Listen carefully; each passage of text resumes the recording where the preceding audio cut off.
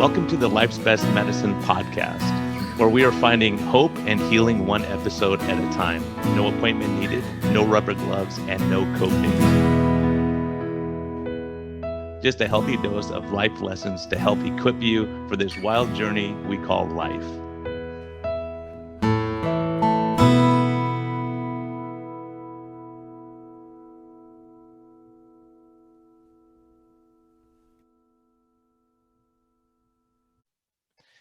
This episode of Life's Best Medicine is brought to you by the great people at Simply Snackin'. 10 flavors of beef and chicken, humanely raised, grass-fed beef, free-range chicken. And I'm excited about the 10 flavors because I'm heading off to the jungles of Guatemala on a medical trip, and I can have a new flavor every day and not get bored. I'm going to pack them in my suitcase because they're light and easy, and I could bust them out whenever I need to. So if I get stuck somewhere and everyone's eating terrible food, I could have some healthy, great snacks and still stick to my low-carb lifestyle. So thank you, Simply Snackin', for again sponsoring this episode and for bringing these important stories to the people. Thank you very much.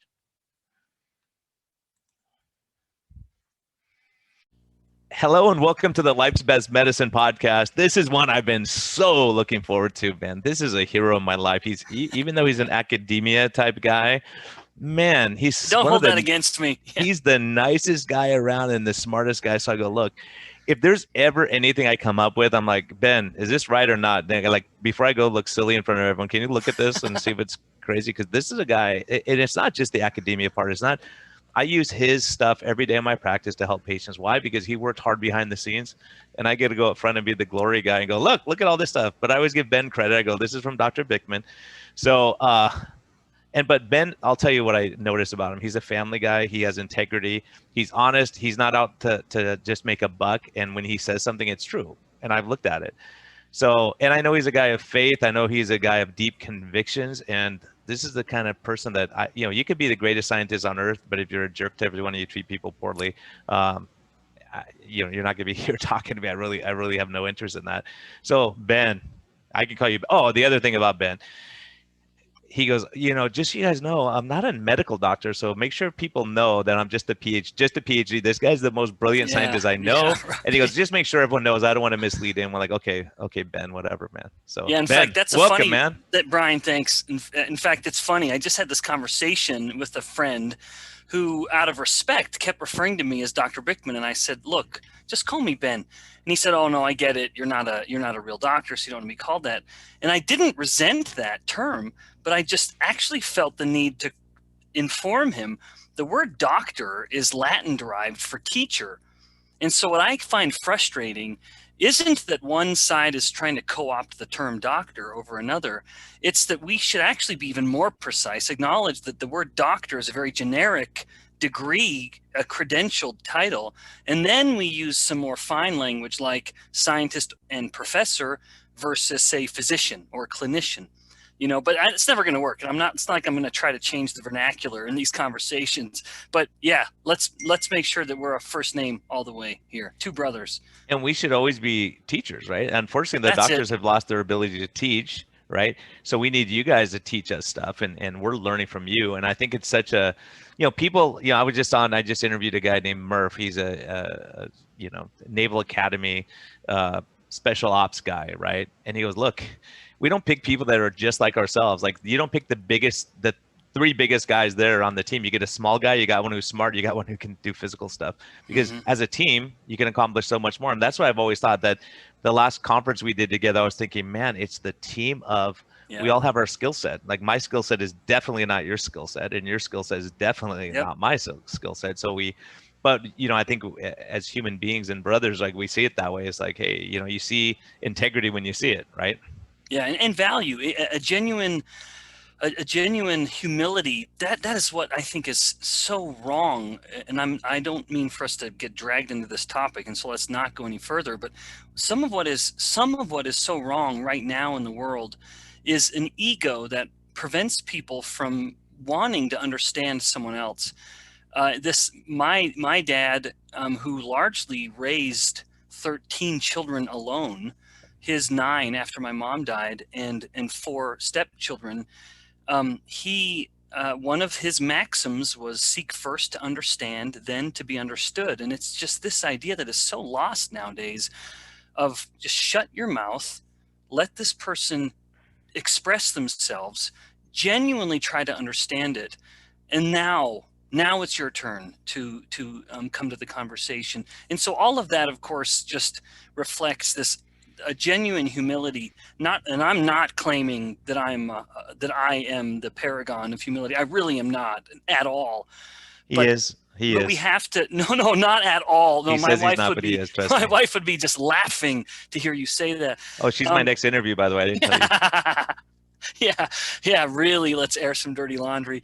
Yeah, so it's just this idea of being humble. And in science, in medicine, I mean, I know science PhDs are sometimes quick to point to MDs and say, oh, you're so smug, you think you're so clever. And then an MD may point at the scientist, at the PhD, and say that back. And I think both ought to be called out.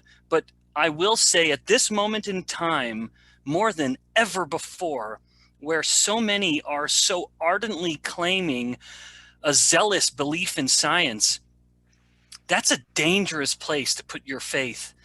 Not that science doesn't have value. I'm a scientist, for heaven's sakes. But no scientist should ever claim that they've reached the end of their question. And it's anyone who hears a PhD or an MD speak in absolutes nowadays, now more than ever before, you should be very cynical. Now, I'm not saying don't believe these individuals. I'm not. But science isn't done. Science is the never-ending pursuit of truth. And now there's a lot of sort of glorious aspects to that I think of as a man of faith as well as a man of science. But nevertheless, even in the strict physical realm of science, you are constantly attempting to prove yourself wrong. And when you stop being open to that possibility, you are not a scientist, you are a zealot. You've gone outside of science. And unfortunately, all of these, as I said, these loud exclamations, these virtue signaling exclamations of believing in science, what they're saying is someone has told me something I like. This is all I'm listening to. Because if you believe in science, that comes, there's a whole, one, your belief may be misplaced, or your faith or trust somewhat, because you're talking about individuals who are just trying to find answers to questions. But then you must then take it all. And there might be some inconvenient findings in science that you don't like. And so how are you reconciling your claim to believe in science, but, oh, hey, I'm not going to listen to that part of science? That's not science. That's just, that's a bizarre form of religion or philosophy in a way.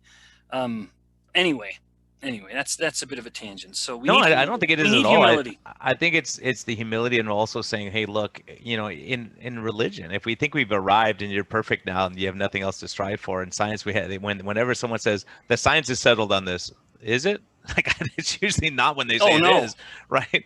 And yeah, that's the great part, and that's what I love about you. And all the time you say, well, I think this, but I don't have data to support this, but here's what I think is going to be the outcome of the study. And you've been right every time you said that I've double checked you on it. But I think there's a lot of stuff we're learning. And I think when we get into an echo chamber and we're afraid to hear dissenting views or say, well, your faith is different than mine, so I don't want to talk to you. You don't have anything to offer. It's like, well, let me learn why you believe what you do, and let me believe, why scientifically do you believe this to be true, and let's hash it out, because Yep. all the time people are very offended. They want to quash things that disagree with them rather than say, let me look at that and say, okay, there's validity to that. Let me examine this. Yes, I agree with that sentiment at the end there, especially where people nowadays, we want to be offended. We collectively, it seems this moment in time is, well, there are many problems with it, but this ego has attached to it an almost a determination to be offended, and that's so sad. And you see this in science and in the world and in religion and in faith, where there's something hard about being corrected. You have to be humble enough. Humble, another word for that would be teachable.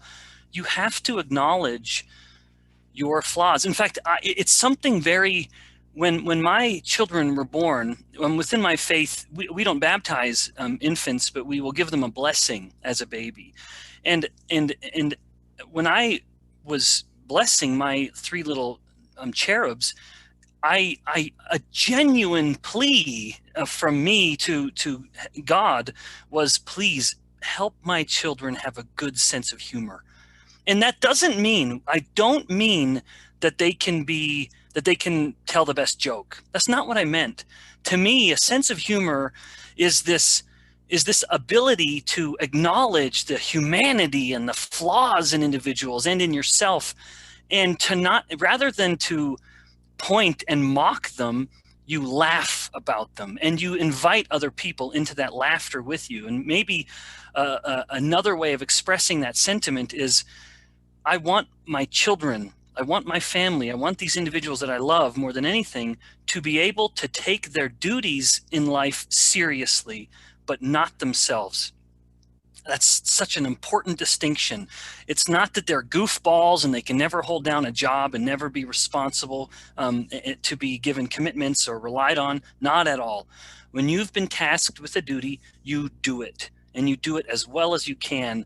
But in the midst of attempting to accomplish that duty as perfectly as you can, you acknowledge that you and everyone around you are ridiculous, flawed people, in many instances trying to do their best. And so let's laugh about it.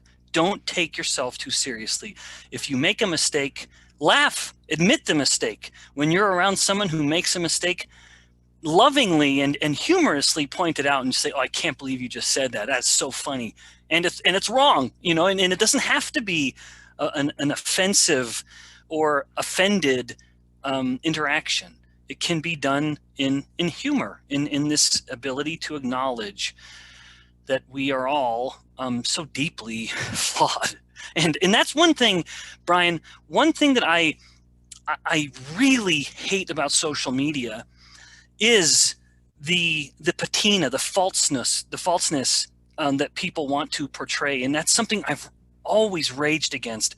I've never wanted someone, I've just been abhorred by the thought that someone would listen to me speaking in a science related podcast. I'm talking about the terrors of insulin resistance and the role of insulin and in health and disease, and giving my thoughts on how someone can best do this. And I just hate the idea of someone listening to this and thinking, oh, that Ben Bikman, he's got it all figured out and he doesn't have any idea what my problems are at home or whatever. No.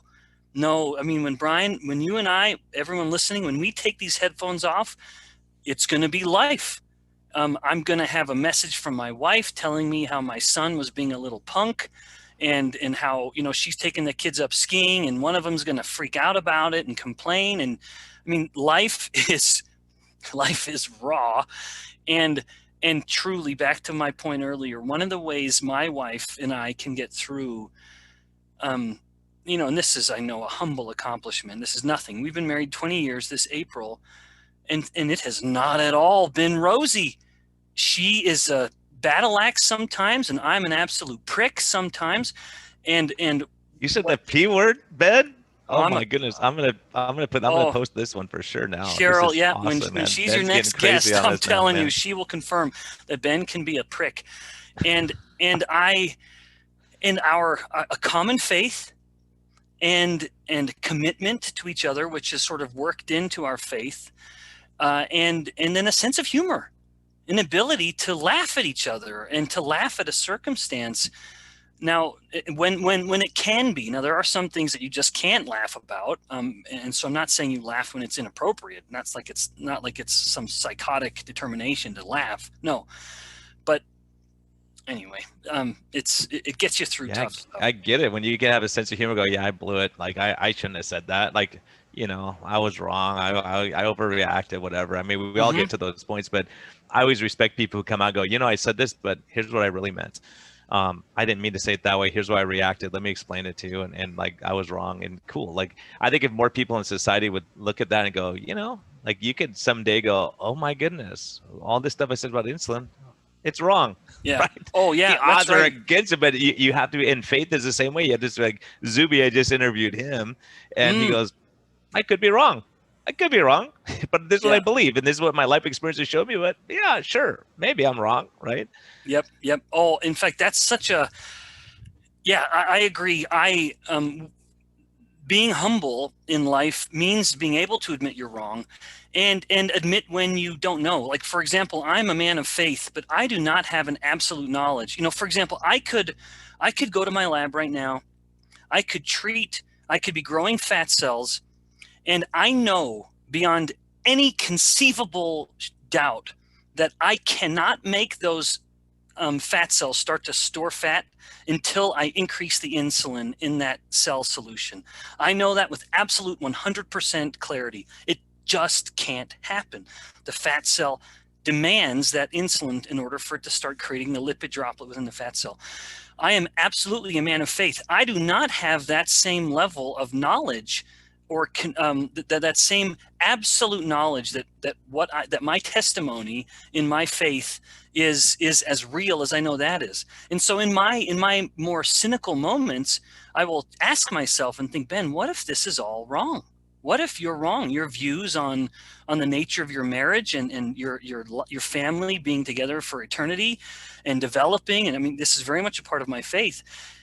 But in that moment, there's this little very practical side of me that just says, but it works. It works.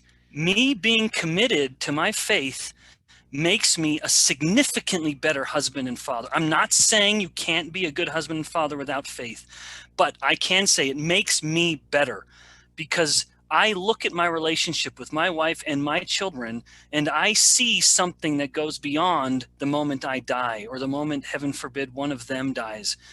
I see a much more, a longer term perspective, even if it's fake, but I believe it's real.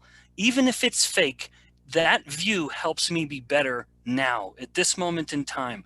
I will be a more committed husband and father. My marital vows that happened in a very religious ceremony, that has allowed me to have much more perfect, but not perfect, but much closer to perfect fidelity, where I look at something like pornography and I think to myself, I can't engage in that because I don't want that. I wouldn't want my wife to ever think that I would be interested in another woman that way. I want her to know that she is the sole focus of all of my affection, to put it in a PG way, that she is the only one that I'm thinking of in any sort of passionate regard, that my passions are not split. And now someone would say perhaps, well, you don't have to be religious to have that view, and you don't.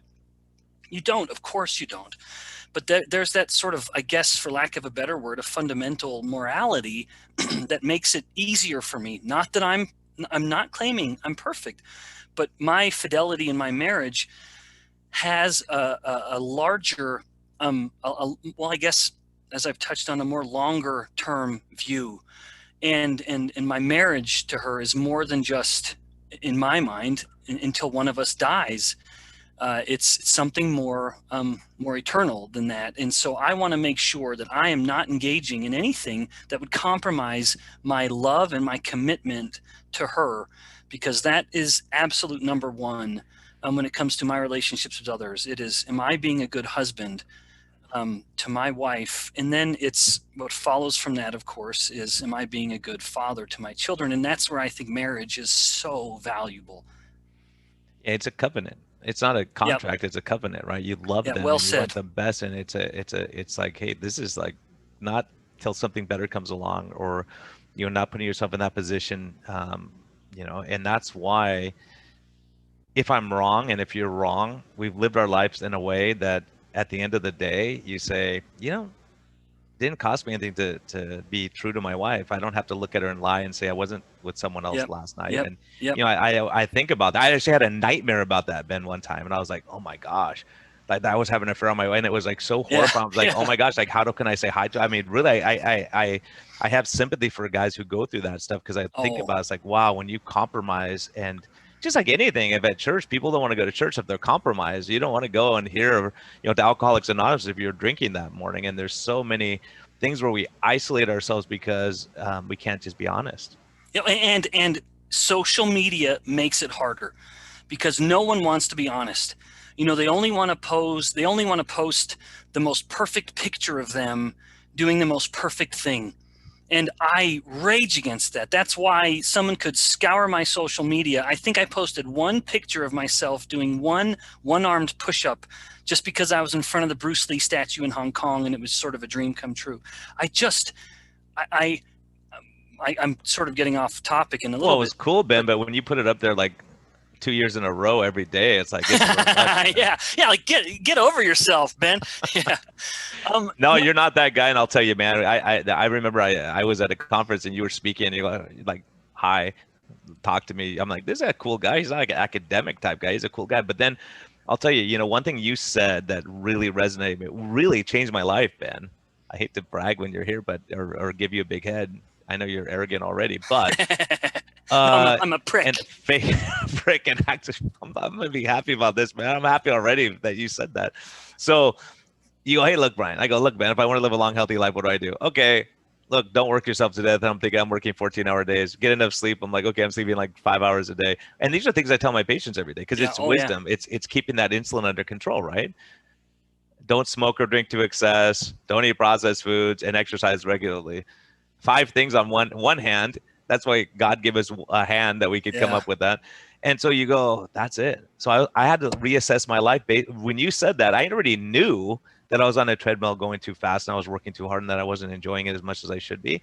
But then I started thinking, it's like, man, like, what am I doing? So now, because of you, I took a big pay cut and I worked 2 miles from my house. I'm sorry to your family, man. Yeah, man. I might need a loan. Yeah.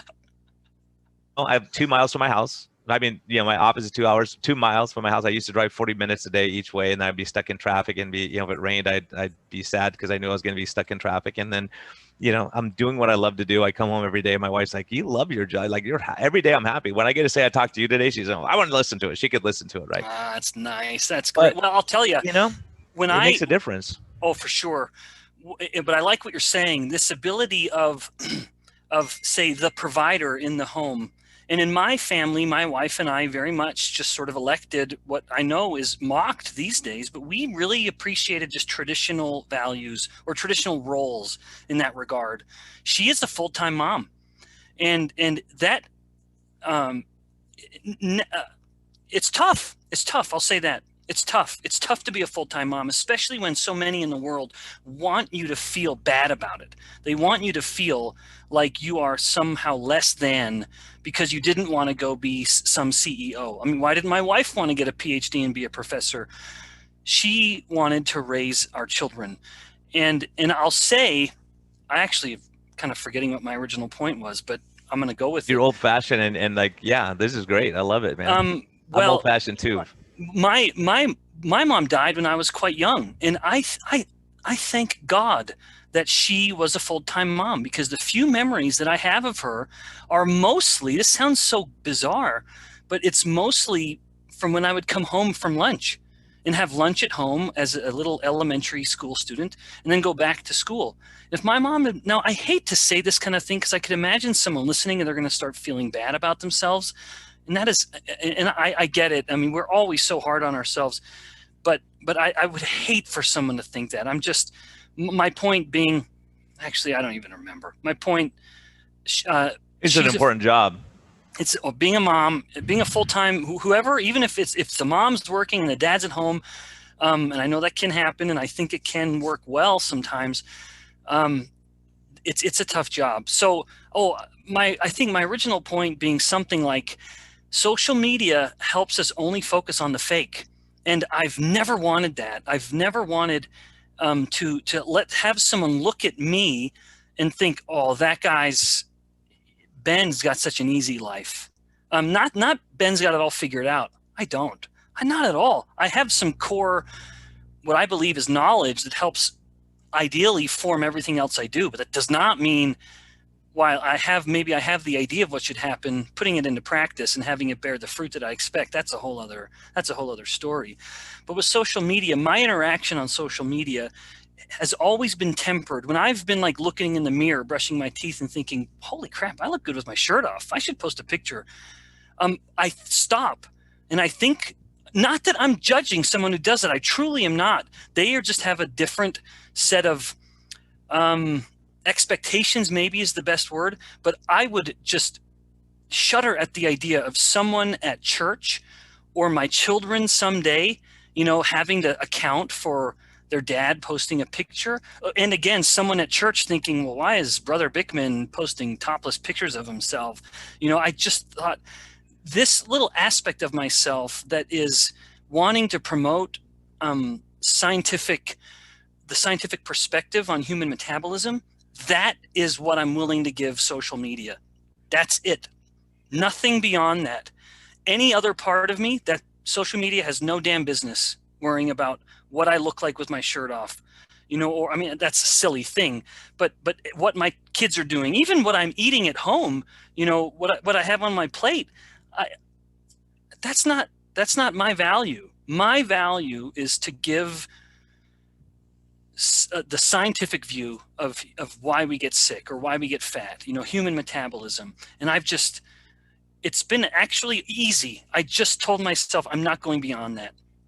So in that very egotistical moment where I'm thinking people need to know that my ideas work because I'm freaking jacked. I'm not.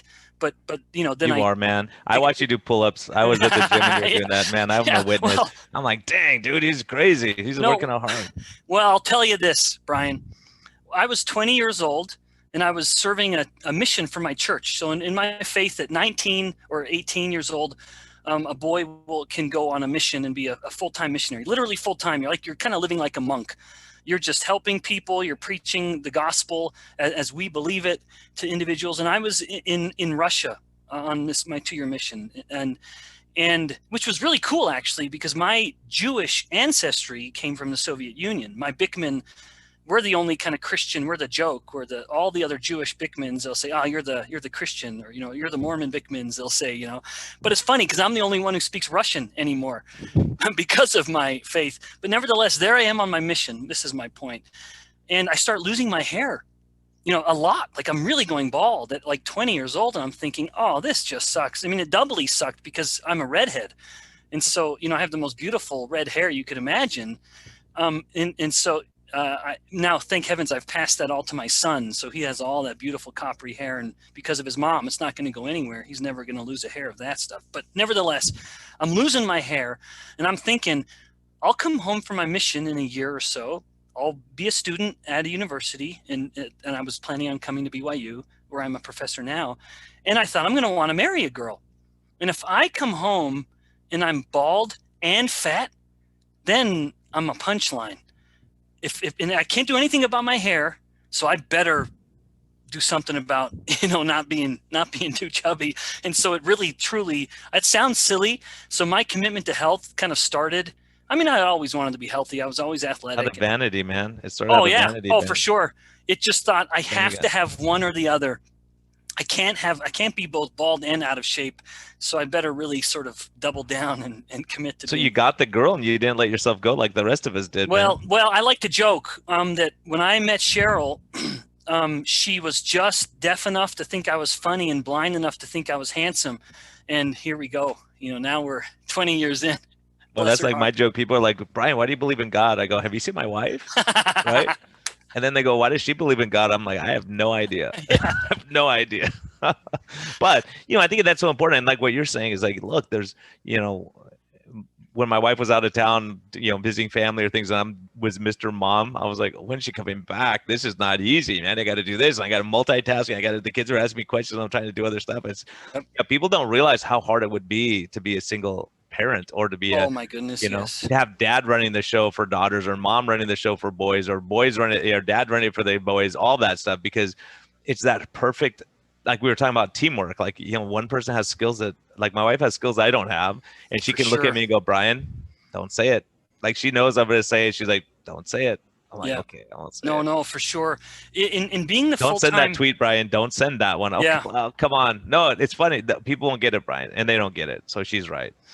Well, to be the full-time to be, that's not fair, because even the working parent is still a full-time parent, but to be the at-home parent really requires a lot of attributes, including having a long-term perspective, being able to see the value of what you're doing, hoping it will pay dividends someday in the future. Because in the midst of it, the little kids can be just absolute terrors. And so that, like my wife, she's dealing with that. And there's a part of her, she could just say, you know what, the hell with you, you obnoxious little 10-year-old. Go get your own, get yourself, you do your own hair, you get your own food, whatever it may be. Yeah. And so there's this idea of, you really got to, in the heat of those terrible moments, allow that sort of cooling effect to settle in, having that long-term perspective, thinking, I have these children for such a narrow little window in their lives. And I need to prepare them to be adults. And so much of that, those are going to be done. That will be done in so many of those moments where it seems just like you're about to lose your mind, and so really though, and for me, part of what I try to do to try to raise my children, to help them be contributing adults to society, I want them to realize consequences. I want them to, I'm not going to bail them out of something they've gotten themselves into, which I think is part of the problem today, where parents perhaps are too quick to step in and intervene on their child's behalf.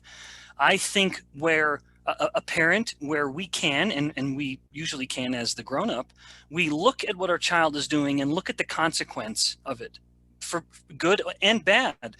And when it's a bad consequence, but won't do lasting damage, I'm willing to let my kids suffer the consequence. Like if my 7-year-old just says, we're going to go on a walk and it's winter, I don't want to take my coat. I don't want to take my coat. Come on, will you please just grab your coat? It's cold outside. I'm really hot. I don't want to take my coat. Well, you're not going to be hot when you get out there. I don't want my coat. Okay, fine. Don't take your coat. I'm going to have it in my hand. I'll take it. I'm going to hold on to it and let's go out and see. He goes out and he realizes, I'm bloody cold right now. Dad, can I have that coat? Yeah, you bet. Now, in that moment, I could be smug about it and say, see, I told you, you're going to want your coat. Man, maybe sometimes there's room for that. Sometimes there isn't. But I could allow him to learn that consequence naturally. And maybe in a different way, where that's an instance of me as a parent allowing the natural consequence to play out. There are times when I have to impose an artificial consequence. If my little boy wanted to go play in the street at night, I can't let him suffer that logical, true consequence. So I have to impose an artificial consequence. And I will say, you want to go play in the street? That is not safe. You could get hit by a car. I don't care. I want to go play in the street. I cannot let you. If you go out that door to go play in that street, I will have to grab you and put you in your room. That's not a logical consequence of going and playing in the street. I, as the adult and parent, imposed an artificial consequence. I don't like doing that unless I have to. I confess as a parent. Now, to let this play out in a bigger sense, I want them to see the consequences of them working hard, of them practicing the piano when we ask them to, of them sitting and doing their 20 minutes of quiet reading at home, every day, and that, but don't get me started on that. But I want them to see over time, like my little 10-year-old, her improvements in reading comprehension, or whatever the aspect of her grading was at school, it leapt phenomenally. And she said to me and my wife, I think it's because you make me read at home. And I thought, oh, that's one little parenting win. She's learning the consequences of good academic choices, which is that you get better at stuff. And there are times when we have to point to an example, like if we know someone who started smoking when they were younger, and that was like a gateway for other addictive behaviors.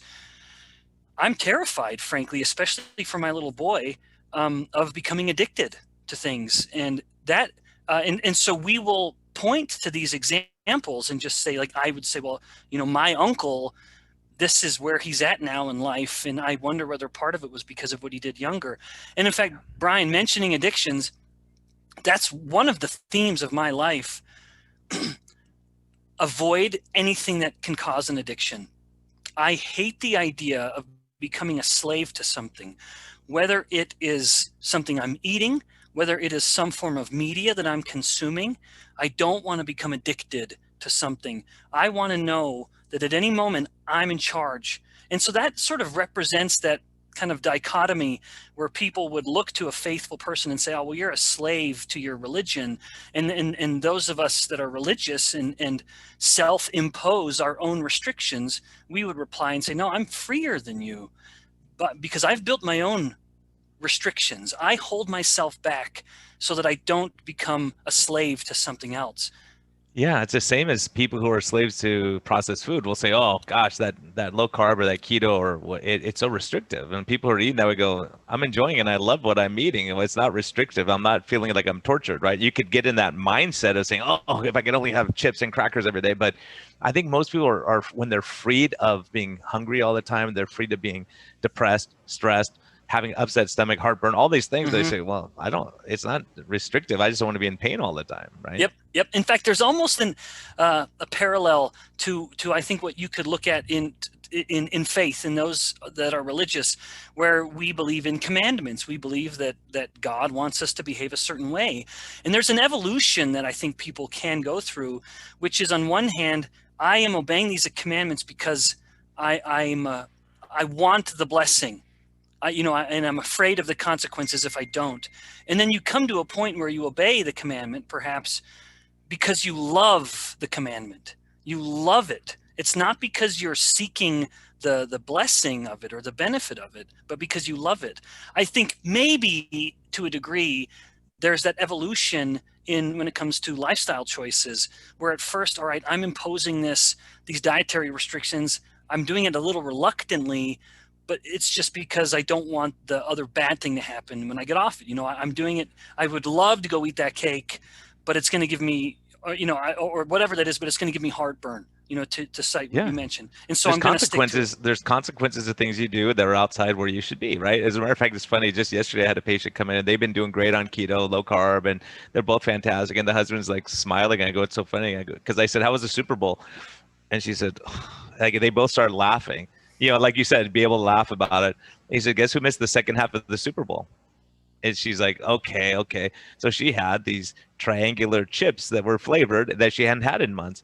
And she said, "I spent the second half on the toilet and missed the whole." Like she goes, "I was on." He was, and her husband was laughing, like, "Are you okay in there?" Like, and they were obviously they're very close. But the other thing that was interesting in their interaction was, I said, "Are you guys noticing anything different in relationship, happiness level, that kind of stuff at home?" And he's like, looks at me like I want to say it, but I'm not going to say it. Then he looks at it and he goes, "Honey, you've been so much more even and calm lately." He goes, "What do you mean I'm calm?" And it was funny because it did have an emo. He goes, "I can't believe, like, Steph, I'm waiting for you to react, and I'm sitting there and you don't react." Like, freaking out, like those kind of things, right? So there are consequences to choices we make.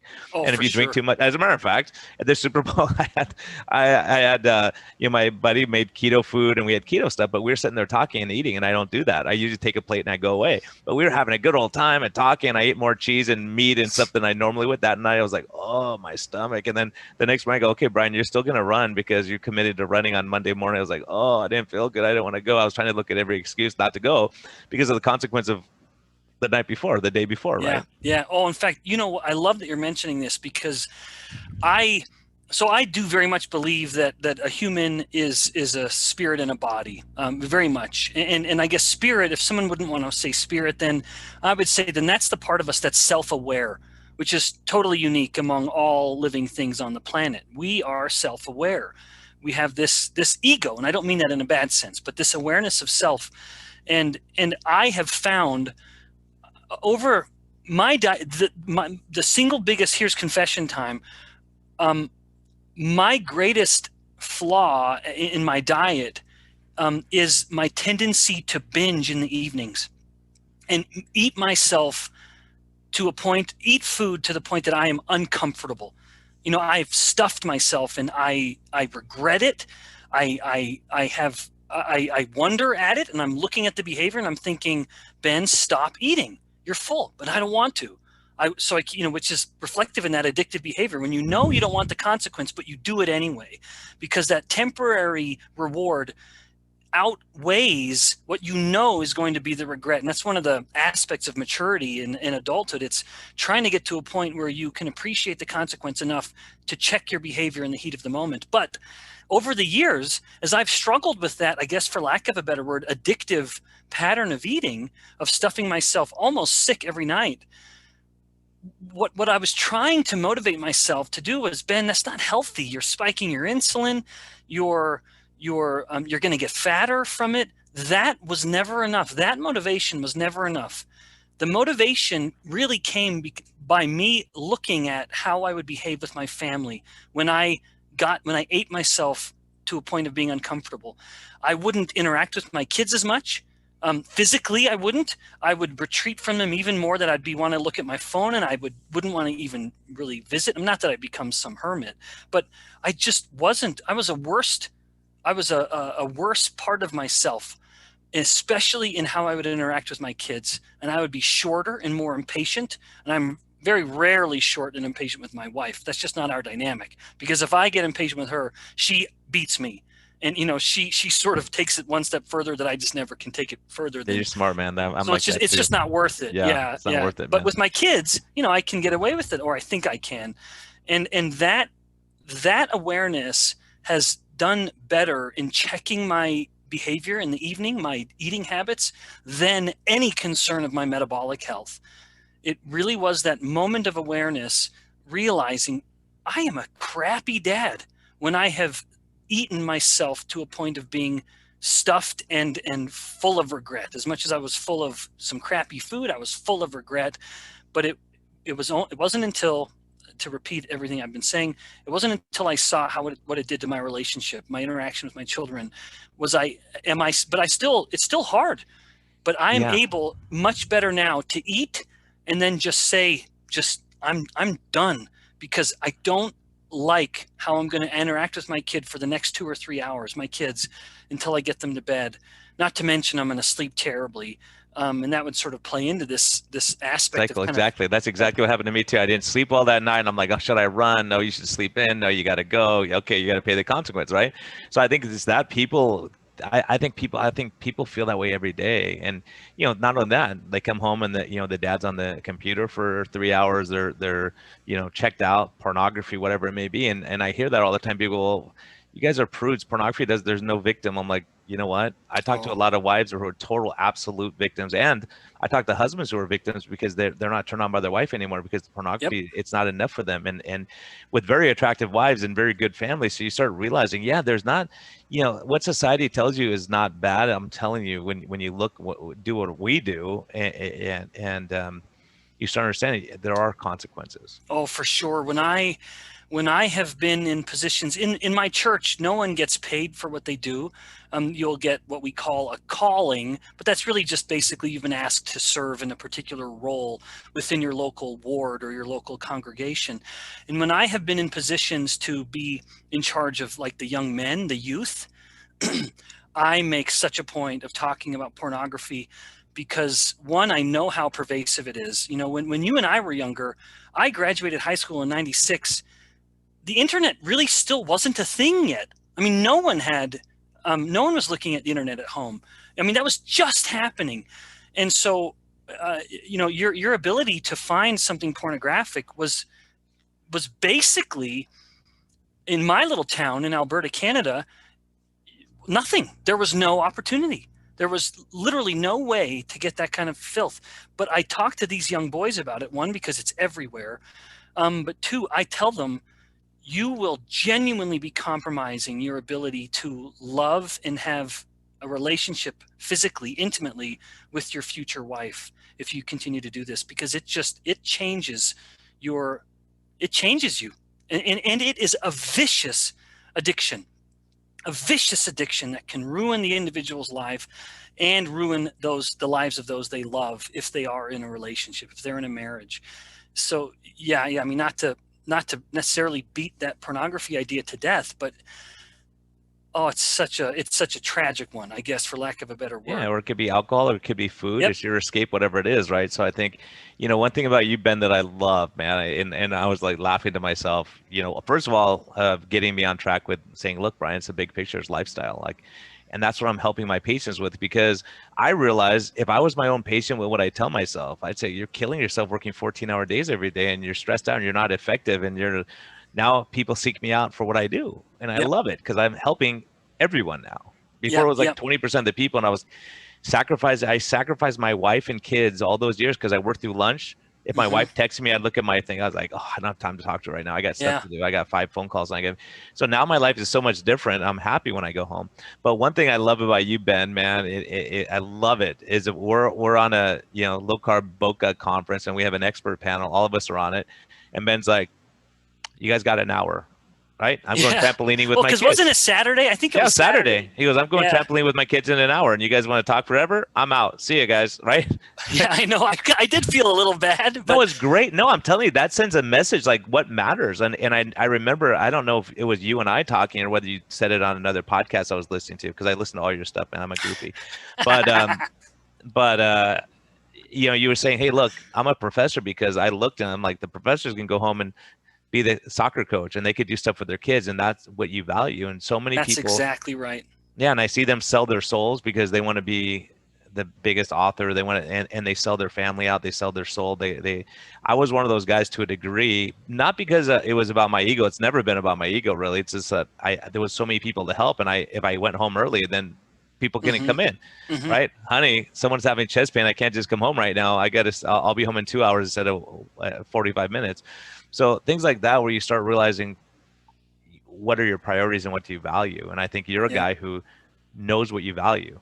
Well, I do know what I value, and then whether I always perfectly reflect that, that's of course more of a nuance. But I do worry that part of I worry at the decay of these ideas in the world. That as organized religion, is becoming something only to mock, if maybe tolerate while holding your nose. Um, that that vacuum must be filled with something. Um, there must be a mechanism to pass on values and morals each generation, and I worry that as people departing organized religion more and more, although I don't know hard statistics on that. So maybe I'll say it this way: as so many people are refuse to acknowledge the value of organized religion, I fear that it has people say, well, then the government should step in and provide that, whatever it may be.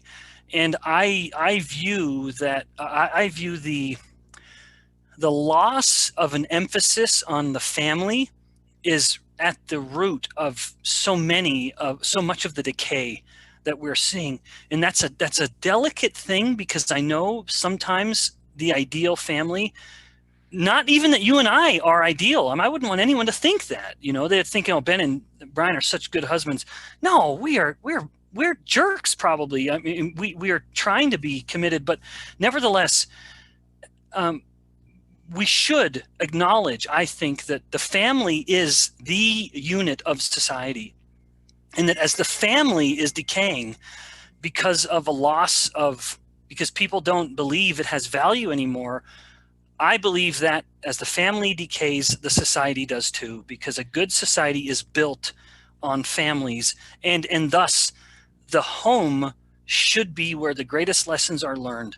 And one of the things I consider so unfortunate, and there are many about this moment in time, is I worry that there are parents who are so politically involved and so politically motivated, and in this hyper political moment in time, that their kids are hearing the parents talk more about politics and current events than they are talking about values and morals. And I don't, it doesn't even have to be through the lens of religion. It doesn't. But I think Yeah, integrity, right? that's Yeah, right. Yeah, yeah. parenting is not. I hate that my kids have to know about government policies. I hate that my kids have to come home and ask questions about Biden versus Trump or anything like that. Makes me sick. Now, these are little kids. Let them frickin' be little kids. I agree. You don't have to worry about this kind of stuff. But adults, thinking they're doing these kids a favor, are just dumping these big ideas onto them. I never would have imagined I'd have conversations with my kids about the differences of capitalism versus communism. I never imagined, but they just sort of come home and they ask these questions. I want my children, by the time they've left the house, they'll know where mom and I stand politically in our views on current events. That's a good thing, but I want them to leave with a much greater idea that my parents are people of faith. That matters so much more. And that they're living it out, right? That your integrity is who you are. You don't have to be something different outside your home. And I was just talking about that. And as a father, I think in America especially, the role of the father has been so downplayed, and it's been such mocked and ridiculed that it's always the dad always looks like the dumb guy on the shows, and no one listens to them, and they laugh at him. And there's a difference between laughter together and loving each other. But it's mocking versus like you said at the very onset, is that hey, it's the mocking versus hey, we do dumb stuff. As guys, we go on. I make fun of it. I go, hey, I go camping with my buddies. My wife says, well, what meals are you gonna have the first day and the second day? I was like, I don't know, like whatever we feel like making. You have a can opener? Oh no, we can just use a screwdriver or something. We'll figure it out, right? But that's part of the fun of it. Like I don't plan it all out. That's why I'm going camping, because I don't want to deal with all this stuff. But then we get there and go, who brought the coffee? Oh shoot, man. Right. So but I think is that thing is that it's such a, that's been a recurrent theme in my life, is the love of the father. I had this in Cuba, and I've had it at places where I'm like, these guys don't have a dad who loves them or teaches them the right way. And I think, and I even use you as an example. Like, okay, look, LDL cholesterol, is it raised in Ben Bikman's home, or is it raised in a really bad drug home with prostitution, right? That how that kid turns out is going to be based on the values and the love of the father and the family, and it's so important as a society that we have to step back and say, look, the family unit is the building block of our community, right? And the church, and like having people like that you fellowship with and you love, and you could go, like I see you, Ben, is like, young professor, let me teach you how it is, right? Let me take you under my wing. And I think about your students and what they must like. To have a professor like you would be so awesome, right? It really is. I'm like, man, they probably don't even know how lucky they are to have you as a professor. Like some of my patients don't know, like, I know this stuff. This is what I live, and I know this because of what Ben does, right? So it's so great that we can have that influence on each other. And you see, that's what matters ultimately. Like you could publish 1,000 papers, and if you're a jerk when you go home, what good is it? Brian, I agree 100%. I'm quoting. Your wife told me to tell you that, by the way. Yeah. Well, it is definitely one thing I embrace. Any success I have in life will mean nothing if I've failed in the home. It won't mean anything at the end of my life. Now, of course, I could be the most perfect dad, and I still may have a kid that turns out to be just some degenerate, because people have the freedom to choose, and I wouldn't take that from them. Absolutely. But I certainly increase their chances of being good, productive members of society by giving them my best and making sure that they get my best efforts, including leaving a meeting early on a Saturday to go spend time with them. Yeah, absolutely. And that sends a message. That sent a message to me. Absolutely. I'm like, you know what? I respect that. I should be doing the same thing. Right. There's more important things to do. And so I think we get so caught up in our self-importance and, those kind of things. And I've always respected that about you. And that's why someday I want to come out and hike with you, if you'll let me. Dude, you got to come out and ski, man. The skiing is good. Skiing, man, you'll kill me in skiing. But Ben, I got to go because I have an important podcast with Ben Bikman coming up in like 2 minutes, and these guys are going to get mad at me. And I think we're going to talk about important things. But Ben, what's life's best medicine to you, man? Oh, yeah, Brian, good for you. Thanks again for this opportunity. Yeah, I will go back to what I started with, because it was a sentiment my dad taught me when I was a young man about to leave the home as I graduated from high school. And he said, take your duties seriously, but not yourself. Realize that there are things that you as an individual have been uniquely tasked with doing. Do them to the best of your ability, but in the midst of those efforts, realize that you are a flawed human, and so is every other person around you, and let that let that give you grace and compassion, and maybe even a little bit of welcoming laughter. Man, I'll give you an amen to that. That is so true. Like people tell me, it's like, oh, Brian, you don't take yourself serious. No, I don't take myself serious, but I take what I do seriously because lives are in my hands, right? And stuff I learned from you, even though you're not a real doctor. Uh, but You're not the real doctor. yeah, you're the real doctor because you taught me this stuff. Yeah. But but I'll tell you, that the huge thing about you is that complex topics that are confusing that because your brilliant mind understands all these details, you can teach a doctor like me and go, Brian, look, here's how it works, and I can now give that to my patient and help them. But it's so beautiful how it all comes together. Like we all play our role, right? Oh yeah. I don't get to go kill mice and do all the stuff the cool stuff you get to do, but I mean, but it is a difference. Right? I get paid to ask questions and find answers to those questions, but those answers mean nothing if there isn't an opportunity to apply it. And that is where the clinician comes in my view. A scientist has I get paid to be curious. You get paid to see patients. Well, those two could work wonderfully together. Yeah, and I think that when we like you said, not take yourself too serious, but take what you do seriously, like what your dad said, and I think those are the lessons of the father, right? That they pass down, and that we get wisdom, and that your kids know you love them, and that they're the priority, and that you want their best, you have the best interest. And I think that's how God feels about us. Like, hey, knucklehead, look, you're not getting this lesson, but you're gonna have some consequences to it until you figure it out, and then you figure it out, and free will, and like so many things. And there's so much, Ben. We should have had an hour and a half because I'm telling you, there's so much stuff I want to talk to you about because, we have a lot to talk about, man, because I want to talk about how the scientist has faith because I get nailed on that all the people get so upset with me. Like, how do you have faith? I'm like, I can't prove it to you. I'll just tell you Ben's story. It works for Ben. It works for me. And Ben's smarter than me. So if it works for him, then I'm in good company. Whenever I hear that, I'm telling you, when you say, my favorite thing I think on earth is when we're talking, you go, Brian, I 100% agree with you. I'm like, oh my gosh, Ben agrees with me. Let's be right this time. Come on. And then he calls me. He's like, Brian, I was just being nice. Here's the truth. Here's what you're saying was crazy. Yeah, now that we're offline, you knucklehead. Yeah. No, but I seriously, I love what you stand for. I love what you're doing. And I'm just happy for your family. And, academia, we need more people like you in academia who are humble and that say, okay, let me look at this. Maybe I'm wrong. Yeah, well, and I would say the same thing with you being on the front lines. Thanks, Brian. This is great. Hey, man.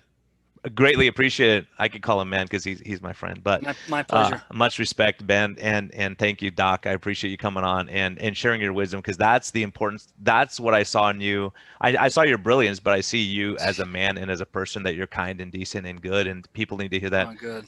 Even if you're a prick sometimes, thank you. Right? Oh yeah, for sure. I can't believe Ben Bikman said that word. I'm still gonna be happy. I'm gonna sleep well tonight. You can quote me. I'm gonna quote you, man. It's gonna go on social media. Yeah, it is. But it's important. Everyone knows it's not true. Everyone knows it's not true. Everyone knows. They just don't know me well enough. I'm a little bit of a prick.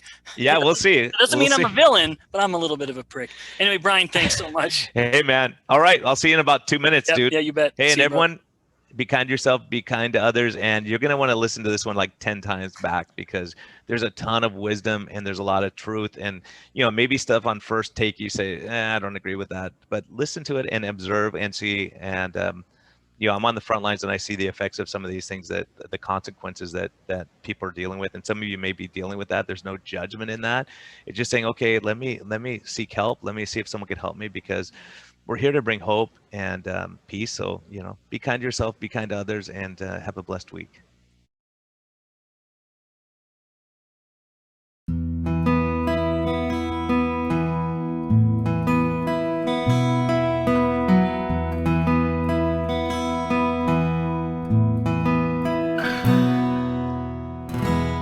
Thank you for listening to this episode. We greatly appreciate your support. We would greatly appreciate a positive thumbs up on all of the platforms like iTunes and Spotify or wherever you're listening. And we just thank you for our Patreon supporters. We greatly appreciate your help in getting this message out. We think there's a lot of important information. And hopefully this helps you. Have a great day, and thank you for listening, and thank you for your support.